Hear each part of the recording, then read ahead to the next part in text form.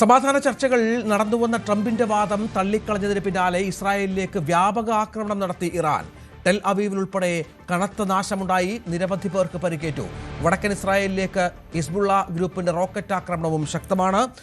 സംഘർഷം കടുത്തതോടെ crude oil വില 100-ന് മുകളിലേക്ക് ഉയർന്നു. അജയ് സുധാ ബിജു ഏറ്റവും പുതിയ വിവരങ്ങളുമായി ചേരും. അജയ്, ഇതിപ്പോൾ കഴിഞ്ഞ ദിവസം ട്രംപ് പറയുന്നു ആക്രമണം പൂർണ്ണമായും നിർത്തിയെന്ന്. ഇറാൻ അത് അനുവദിച്ചു കൊടുക്കുന്നില്ല. മറ്റൊന്ന്, ഇസ്രായേൽ ഇതുമായി ബന്ധപ്പെട്ട് പ്രതികരിക്കുന്നില്ല.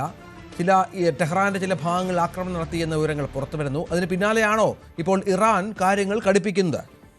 ഇസ്രായേലിന്റെ പല മേഖലകളിലും ഇപ്പോൾ ആക്രമണം കടുത്തിരിക്കുന്നു എന്നാണ് റിപ്പോർട്ടുകൾ സൂചിപ്പിക്കുന്നത്. ടെല്ലവീവിൽ ഉൾപ്പെടെ കടുത്ത ആക്രമണമാണ് നടന്നത്. ടെല്ലവീവിൽ നഗരത്തിൽ 4 ഇടങ്ങളിൽ ആക്രമണം നടന്നിട്ടുണ്ട് എന്നാണ് റിപ്പോർട്ടുകളുള്ളത്.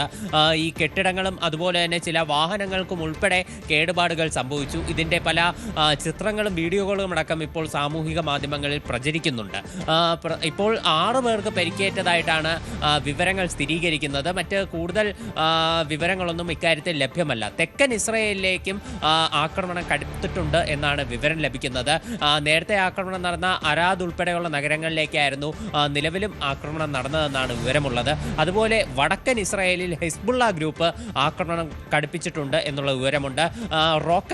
റോക്കറ്റ് ലോഞ്ചറുകൾ ഉപയോഗിച്ചിട്ടുള്ള ആക്രമണമാണ് ഈ വടക്കൻ ഇസ്രായേലിൽ നടന്നത്. ലെബനനിൽ ഈ ഇസ്രായേലിന്റെ കടന്നാക്രമണം തിരിച്ചാക്രമണവും തുടരുന്നുണ്ട്. തെക്കൻ ലെബനൻ പ്രദേശത്ത് നിന്ന് ജനങ്ങളോട് എത്രയും വേഗം ഒഴിഞ്ഞു പോകണമെന്ന നിർദ്ദേശം ഇസ്രായേൽ നൽകിയിട്ടുണ്ടെന്നാണ് വിവരമുള്ളത്. ഹിസ്ബുള്ള ഗ്രൂപ്പ് തിരിച്ചുള്ള ആക്രമണം കടുപ്പിച്ചിട്ടുണ്ട്. 2 പേർ ഇതുവരെ ലെബനനിൽ ഇന്ന് മാത്രം കൊല്ലപ്പെട്ടു എന്നാണ് കൂടുതൽ വിവരമുള്ളത്. ഇതിനിടെ സ്ഥിരീകരിക്കാത്ത മറ്റ് ചില റിപ്പോർട്ടുകൾ കൂടി പുറത്തു വരുന്നത് എന്താണെന്ന് പറഞ്ഞാൽ, ഇറാന്റെ പുതിയ പരമോന്നത നേതാവായിട്ടുള്ള മുജ്തബ ഖമനേയി അദ്ദേഹം ചർച്ചകൾക്ക് തയ്യാറാണ് എന്നുള്ള ഒരു നിർദ്ദേശം വച്ചതായിട്ട് ചില അറേബ്യൻ മാധ്യമങ്ങൾ റിപ്പോർട്ട് ചെയ്തിട്ടുണ്ട്. എന്നാൽ ഈ ഒരു വിഷയത്തിൽ ഇതുവരെ ഇറാൻ ഒരു ഔദ്യോഗിക സ്ഥിരീകരണം നൽകിയിട്ടില്ല. ഇറാന്റെ ഔദ്യോഗിക മന്ത്രാലയം യാതൊരുവിധ ഇത്തരം വിവരങ്ങളൊന്നും തന്നെ പുറത്തുവിട്ടിട്ടില്ല. അതുപോലെ തന്നെ അന്താരാഷ്ട്ര മാധ്യമങ്ങൾ പലതും ഇത് റിപ്പോർട്ട് ചെയ്തിട്ടില്ല എന്നതും എടുത്തു പറയേണ്ടതാണ്. ചില അറേബ്യൻ മാധ്യമങ്ങളിലാണ് ഇത്തരമൊരു വിവരം നിലവിൽ പുറത്തു വന്നിട്ടുള്ളത്. മുജ്തബ ഖമനേയി ചർച്ചകൾക്ക് തയ്യാറാണ് എന്നുള്ളൊരു കാര്യം മാത്രം. അതുപോലെ ഇറാന്റെ ചില വിദേശകാര്യ മന്ത്രാലയത്തിലെ ചില മുതിർന്ന ഉദ്യോഗസ്ഥരെ ഉദ്ധരിച്ചുകൊണ്ട് CBS ന്യൂസ് ചില കാര്യങ്ങൾ റിപ്പോർട്ട് ചെയ്യുന്നുണ്ട്. അതായത് US-ൽ നിന്ന് ഇറാന് നിലവിൽ സമാധാന സന്ദേശങ്ങൾ ലഭിച്ചിട്ടുണ്ട്.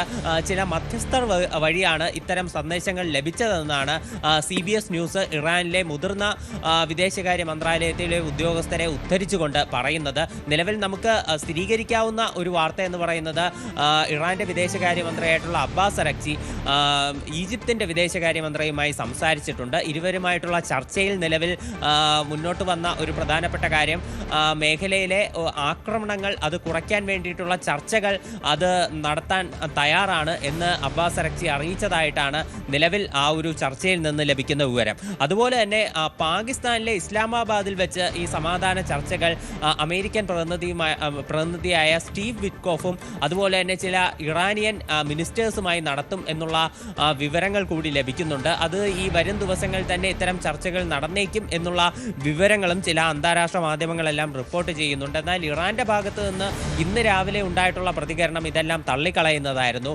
ഇത്തരം ചർച്ചകൾക്ക് ഒരു അടിസ്ഥാനവുമില്ല.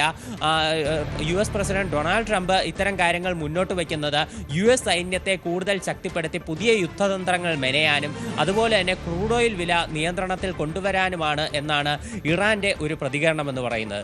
ക്രൂഡ് ഓയിൽ വില ട്രംപിന്റെ ആ പ്രസ്താവനയോടെ ഇന്നലെ 10% കുറഞ്ഞ് $90 പെർ ബാരൽ എന്നുള്ള നിലവാരത്തിലെത്തിയിരുന്നു. എന്നാൽ ഇന്ന് വീണ്ടും അത് കൂടി $103.69 എന്നുള്ള നിലവാരത്തിൽ എത്തിച്ചേർന്നിട്ടുണ്ട്. അതാണ് സാഹചര്യം. അജയ് സുധാ ബിജു വിവരങ്ങൾ പങ്കുവച്ചു.